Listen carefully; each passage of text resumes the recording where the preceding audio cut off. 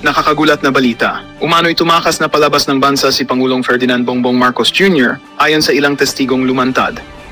Ang biglaang pagkawala ng Pangulo ay nagdulot ng matinding kaguluhan sa Malacanang at nagtulak sa publiko na magtanong kung ano ang tunay na nangyayari sa loob ng administrasyon. Ayon sa mga testigo, isinagawa raw ng palihim ang pagtakas ng Pangulo sakay ng isang pribadong eroplano, kasabay ng patuloy na pag-usbong ng mga kontrobersyang kinasasangkutan ng pamahalaan. Dagdag pa ng mga source, ilang mataas na opisyal ang umano'y nakipagsabwatan upang maitago ang galaw ng Pangulo at iwasan ang mas malaking eskandalo. Gayunpaman, tumanggi pa ring magbigay ng opisyal na pahayag ang Malacanang hinggil sa issue. Dahil sa kaganapang ito, muling lumakas ang panawagan ng mamayan para sa agarang investigasyon at malinaw na pagpapaliwanag mula sa pamahalaan. Ang kawalan ng Pangulo sa gitna ng krisis ay nagdulot ng pangamba at mas maraming katanungan kaysa kasagutan. Nananatiling nakabantay ang taong bayan sa susunod na mga oras para malaman ang buong katotohanan sa likod ng di umano'y pagtakas ni PBBM.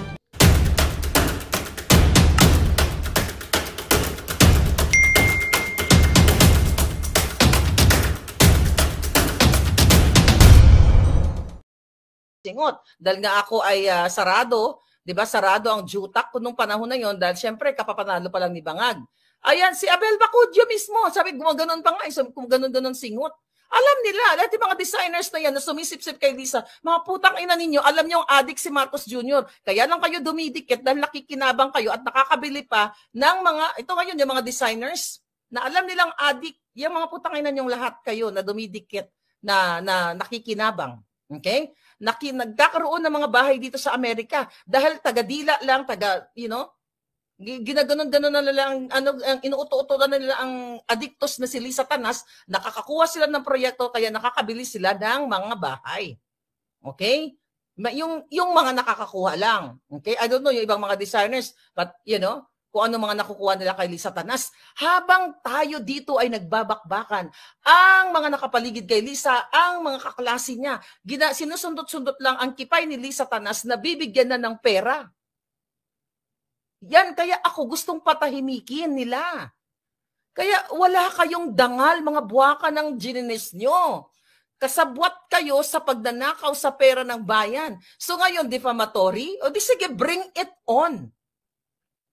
O, paano i-depensa ni Bangag yan? Paano depensa ni Bangag? Pagsagot pa rin, Your Honor. Diba? Pagtanong sa korte, ngumingi-wingi na, tapos may tutuloy yung dugo. Okay, ano ka agad? Tapos na.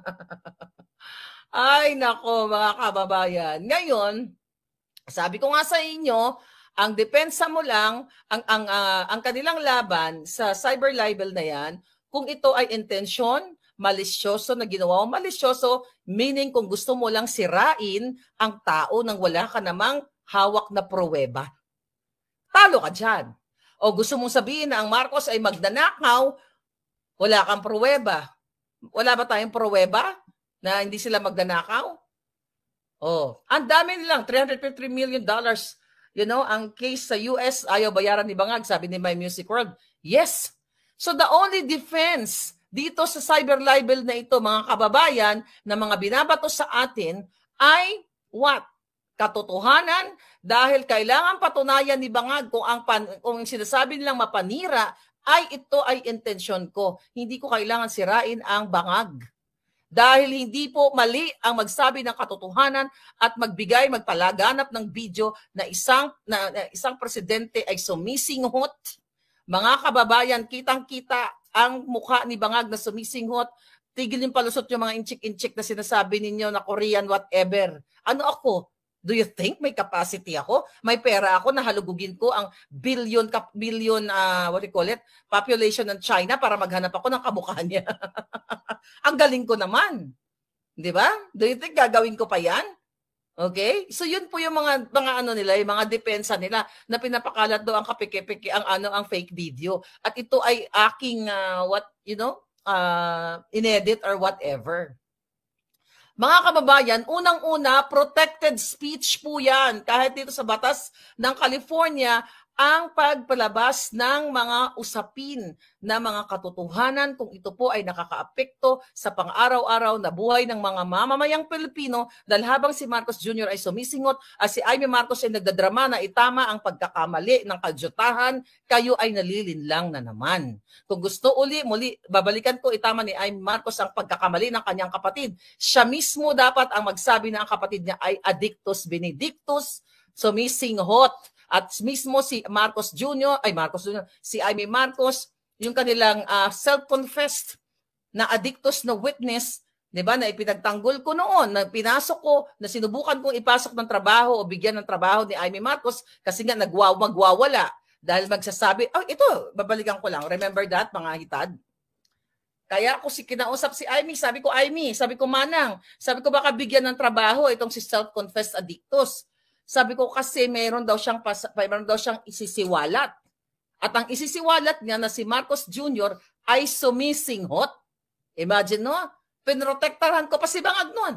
Sabi ko kay Senator Manggagamit Amy, Manang, baka naman pwede mong bigyan ng trabaho si self-confessed addictus kasi nga magwawala at masisira si BBM. Sabi kong ganon. Sabi ko may isisiwalat siya. Ano sabi ni Amy Marcos? Alin yun, mga Harlika? Yung pagpapabili ng shab ni Lisa sa kanya para i-supply sa kay Bangag Jr. Yan. Kaya alam mo, Amy Marcos, nag-message ka sa akin. Sabi ko, Amy, bigyan mo ng trabaho si self-confessed addictus. Dahil kung hindi, isisiwalat ka yung kapatid mong addictus. Hindi mo naman binigyan ng trabaho, di ba? Dahil sa kadami ng mga issue ng mga bangag, edi naglaman tuloy ng mga tao na talagang addictus. Well, buong Pilipinas, buong mundo na addictus si Bangag Jr. Yun na katotohanan nun. Kaya, Amy, itigil mo yung kadyutahan. Yung kadyutahan na, tama ang napapaligiran ng demonyo yung aking kapatid. Itama ang mali. Boto niyo ako sa Mayo 12. BS. Kaya sabi ko, whatever strategy ni Vice President Inday Sara, strategy na yun. At the end of the day, it's your vote. Nasa mga kamay nyo. Never again. At ngayon, dahil ang bunganga ko, hindi nila mapatigil. Imagine mo, si Zaldico nag-file ng fabricated crime sa Legazpi Albay. Yan, maliban sa pag-file niya dito sa akin, dahil hindi nila matinag-tinag yung bunganga ko. Gusto na nga akong gurgurin, nagpadala na nga ng assassins. 4 criminal cases ang final niya sa Albay. Paano din nasa isa katuparan yan? Yung mga cases na yan, nag-fabricate din siya, pare-parehong address ang ginamit nila sa Pasig, and that is fraud. Again, inabuso nila ang judicial system ng Pilipinas, mag-invento ng address ni Maharlika para sila ay makafile ng kaso. Yan ang ginagawa ng gobyernong Bangag. Kaya nga sabi ni Harry, catch me if you can. Diba? Sige, gamitin nyo lahat ang kadyutahan nyo. Kaya sila galit. Dahil na-report na nga natin sila sa US Embassy The Hague, at ang US Embassy The Hague ay inalerto ang FBI at ang Washington DC. Diba? O, bring it on para mapag-usapan ako, diba? Imagine mo, sikat-sikat, bidabidaan na naman si Lola nyo. Diba? Maharlika versus Bangag Jr. It's gonna be spectacular, darling. And I'm waiting for that, diba? Long time ago, last year pa. Ngayon, mga kababayan, ang bottom line dito sa pinag-uusapan natin, diba? Inciting to sedition ba ang ginawa doon? Ibig sabihin, nagsiwalat ka na addictus ng isang tao. Di ba? Lalo na ang presidente, nag-incite ka na kagad ng sedition. So, kaya no wonder, ang PNP chief ninyo, Marbil, ay talagang, okay lang yung mga sumisingot kasi nag-extend sila ng oras. Di ba? Yung si Marbil nagsabi na yung mga nagpupulburon, it's okay kasi they need more time. Diba? Kailangan nila maging up. Pero pag si Bangag Jr. na inilabas mo na siya ay nagdudurog, ay kakasuhan yung mga naglalabas ng ebidensya na ang isang presidente nyo ay nagpupulburon. So ngayon, mga kababayan, wala pong inciting to sedition sa ginawa ko.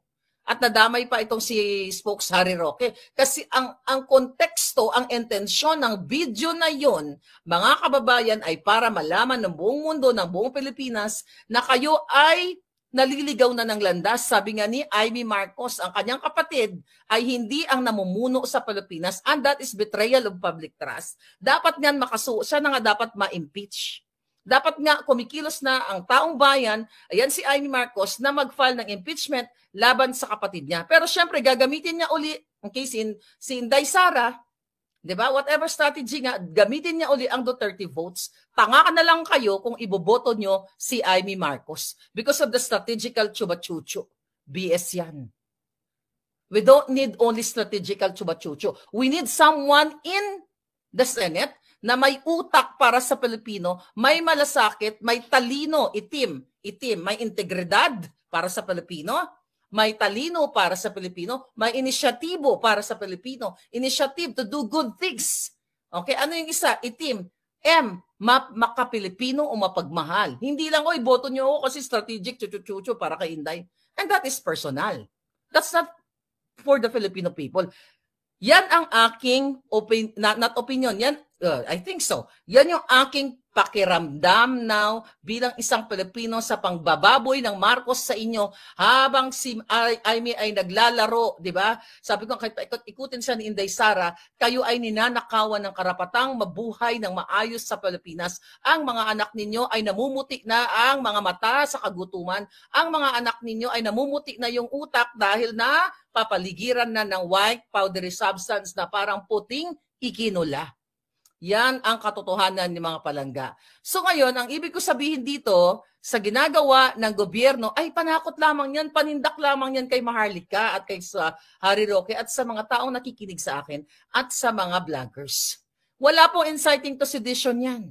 Dahil yan ay katotohanan, hindi po yan fabricated. Hindi yan altered o inedit o whatsoever. Hindi yan computer-related forgery o mga pinagsasabi. Hindi ko yan binago. Dahil wala akong kakayahan. Dahil, forensic na nga yan eh. Wala akong kakayahan mag-edit dahil hindi ako techie. At hindi po peke ang aking mga dokumentong isinend sa inyo o pinakita kanina. Permado po yan. Makakasuhan ka lamang ng computer-related forgery kung ikaw ang mga video na yon ay ginawa mo, pinagdinistrongkar mo, tapos yung mga sinasabi ko dito authentication ay ako lang ang gumawa. Yan, mga kababayan. So, ang elementong patutunayan ng mga bangag para ma-convict nila ako sa computer-related forgery, eklabush na yan. Si Maharlika ba ay gumamit ng digital chuba-chuchu means para i-edit yan. 'Di ba? Ang mga picture na yan. Yung sinasabi nilang enhancement. Okay? Brightness yun, pinaliwanag lang ang picture. Pero hindi inedit. Ang mga picture nga ni Satanas, di ba? Yung tiyan niya, yung butod niya, pinaagyan sa pison. Yan ay dapat kasuhan si Satanas ng what? Computer-related forgery. Dahil sinasabi niya, yung mga kamot niya parang kasing liit na lang ng stick ng walis tambo. O yan, dapat si Satanas ang kasuhan ng computer-related forgery. Pino-forge na lahat ng picture niya. Di ba? Ang mga tiyan niya parang pinadaanan ng pison. Ang mga kuro-kuro niya, although nagpa-formalin na siya, expired beauty. So yan dapat ang kasuhan, mga kababayan. Kasi yan ay talagang ginamitan ng matinding digital forgery or pag-i-edit. Pamimeke ang tawag dyan. Pineke niya, pinalabas niya sa buong sambayan ng Pilipino na yung tiyan niya ay maliit, flat, pero sa tunay na buhay ay botod. Siya ang kasuhan ninyo. Mangloloko ang jutang ginemis na yan. And another defense, mga kababayan, sa mga bangag na ito. Yun ba na pinakita ko ba ang video? Ay sabi ko nga, sinadya ko ba sa inyo yan para lokohin kayo o linlangin kayo? Hindi ko kailangan gawin yun. Dahil sabi ko nga, alam na kahit na mga designers, di ba, yung nasa likod ni Lisa, yung kababayan ko, sino ba yung pangalan nun? Basta mayroon dyan na nagsusupply mismo ng pulburon kay Satanas. Kaya sila namamayagpag. Napapaligiran na ang Malacanang ng puting ikinulang white powdery substance, Addictus benedictus. Recently, last year lang, di ba, may nahuli within Malacanang building na may nag-a-addictus dyan. O paano ko i-defame yung mga jutang ginimis na yan? Wala pong dinidefame, walang ini-edit na picture, na video or whatever. Kasi wala akong ginawang mga bidyong ini-edit-edit. Si Marcos Jr. mismo ay nabidyohan ng kanyang kajaming sa pagsisinghot. Yan ang katotohanan niyan, mga palangga. Ulit-ulitin ko, merong kalayaan, freedom of speech ang taong bayan. At ito ay protektado. ang mga whistleblowers, ang mga concerned citizens, ang mga mamahayag na, yung mga, mga media, may kalayaan sila. The problem with the media right now is nakikipagsabuatan, hindi man lahat, sa mga bangag para hindi iulat yung kabangagan ni Junior. Dapat nga may mag-ulat doon, yung close video camera na kung saan tumutulo ang dugo. Ay, dito pala sa gilagid ni bangag. Parang wala pang lumalabas. May mga media doon not only PTV4. Dapat na-capture yun kung paano nag-agay-agay ang dugo ni Dodong, di ba? ni bangag. Kaso ang problema, karamihan sa kanila ay nakikipagsabuatan. Lack of what? Lack of criminal intent or malicious intent yung ginawa ni Maharlika. Wala po ako masamang hangarin para sirain si Bangag. Ang hangarin ko ay kabutihan para sa mamamayang Pilipino na tama na sobra na pinamumugaran o pinamumunuan kayo ng addictus benedictus na Bangag. Mismo ang kapatid niya si Amy Marcos na nagsasabi siya ay naliligaw ng landas. Although hindi inaamin ni Amy Marcos kung ano ang ibig sabihin ng naliligaw na landas, na ito ba ay nagsisingot, nagnanakaw, alam naman natin magnanakaw sila. So, that justifies sa mga sinasabi ko na naliligaw kayo ng landas, lulubog na ang Pilipinas kung papatuloy pa kayong magtiwala diyan sa presidenteng hindi naman nagpapatakbo ng Pilipinas. No less than his sister. Sinabi na naliligaw siya ng landas. Hindi ako nagsabi nun, siya. Kaya huwag niyo iboto kahit maganon-ganon siya. Kailangan niya sabihin sa buong Pilipinas na ang kapatid niya ay bangag dahil alam ni Amy Marcos na ang kapatid niya ay addictus benedictus. Wala pong cyber libel sa sinasabi ko dahil ito ay katotohanan, walang malisya at ito ay kitang-kita naman sa manifestations ng bunganga ni Bangag. Wala po itong pag-i-edit sa kung ano-anong mga kalitsyahan na sinasabi ng mga bangag. Alright? Now what? Ano mga eksena ngayon? Okay, ano sabi dyan? Hi Raven May, how are you? Okay? Real talk, pasok si Amy whether we like it or not. Ano daw? Real talk? Sabi ni, buhay mo yan palangga. Okay, ano real talk? Real talk na alam ni Amy Marcos na ang kapatid niya ay addictus benedictus. Yes, close up, alam ko may mga close up na gum bleeding ni Bangag. Now what? Natatakot ako si Bangag. Alam, ikaw Julul na Santiago, okay? Lalamunin ka na ng lupa, nagpapakasyunga ka pa rin. Di ba judge ka? Saan ka nag-aral? Sa mababang paaralan ng Burak-Burak Elementary School? Saan ka nag-aral ng pagka-abogado? Nakakahiya ka kung saan ka man nagtapos. Alam mo na hindi ikaw dapat nagkakaso dyan sa cyber libel na yan. Ang nagkakaso dapat yung nag-claim na siya ay na-defame. So dahil syunga ka, I don't know, nabayaran ka ba? Kung nabayaran ka, magkano, Santiago, ang binayad sa'yo? Kasi sa mga pagsasalita mo, hindi yan pagsasalita ng tamang abogado at naging husgado o judge. Imagine mo, mananakot ka pa, i-hunt mo ako. Sige, maghabulan tayo sa Washington, D.C. Doon tayo maghabulan. Total, na-report naman na kayo sa FBI and everything. Itodo nyo na yan. Makipag-ugnayan na kaagad kayo sa Amerika. Dali nyo na yan dito. Ang tagal naman. Di ba? Para pag-usapan tayo ng buong mundo, si Bangag. Pag-usapan si Bangag, yun ang pagiging addictus niya. At nang mas lalong makakaalam. Well, alam na yan ng mga, alam na ng Washington DC na addict si Bangag. So, hindi ko na kailangan magsulat-sulat doon dahil nagawa ko na lahat, right? Ngayon, ang dami na, 'di ba? Ang dami na imagine mo si pangalan nito, si Nikki Coseteng, ang tagal na nagsasabi na si Marcos Jr. ay addict. Aba tayo yung kasuhan. Bakit ako mga kababayan? The reason, ang sagot niyan, para po sindakin ang mga commenter, sindakin ang mga vloggers para hindi na kayo mag-share o hindi na kayo magsalita about sa pulburon, about sa bangag-bangag. Pinaninindigan ko sa bisa ng authentication na ito. At least makikita ko na yung aking yung nag-authenticate nito, di ba? At nang makita ko si Bangag, doon sa what? Sa korte. Doon lang naman kami magbabakbakan Right? Okay. Ano mga eksena dito? Oh, okay. I'm gonna gurgur one of the trolls of Liza Tanas. Ayan, sa lahat pala ng mga kapalangga ko, don't engage. Huwag kayo mag-engage sa mga troll. I-block nyo kaagad kasi para hindi sila makalamon galing sa kaba ng bayan. Lahat na halos na mga dugyo trolls ni Liza Tanas ay lumalamon yan sa kaba ng bayan. Kasama yan sa pagnanakaw ang mga buwakan ng GNMS na yan. So the moment na makita ninyo, block nyo kaagad para wala silang lamunin. Diba? Dahil ang mga nilalamon nila ay pera ninyo. So block, block, block. Yan ang target nila. Dahil alam ko yan. Nung ako ay pumunta doon sa headquarters. Diba? Sinabi ko sa inyo, parang call center. Kahit naman doon sa isang headquarters, binabantayan ng Marcos Bangag, Marcos Bangag ang mga vloggers. Sinabi mismo ni Liza Tanas, Marlica, you can come here every day. You can use the computer. Mag-office-office daw ako doon. Biga-biga. Alpot patutot. Diba? May mga ganun siya. So alam na alam ko. Okay? Na yung Marcos Jr. na yan ay vindictive narcissist. Dahil hindi nila matanggap na ang kanilang dating supporter ay binokilya ang kanilang kababuyan lahat. Kaya the ultimate goal nila is gurgurin ako.